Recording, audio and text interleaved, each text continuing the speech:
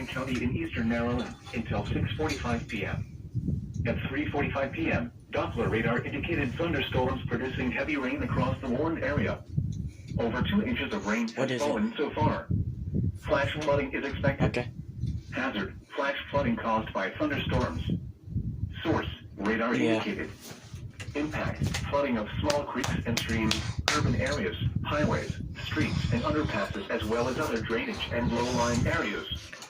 Some locations that could experience flooding include Milford, Harrington, Milton, Bridgettville, Elendale, Smithville, Agner, Andrewsville, Felton, Greenwood, Frederica, Houston, and Farmington.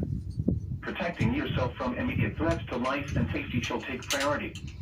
Whenever possible, as long as it does not cause greater harm, all COVID-19 protective action guidance should be followed. Turn around. You know, you can place a guy anywhere. Encountering flooded roads. Most flood deaths occur in vehicles.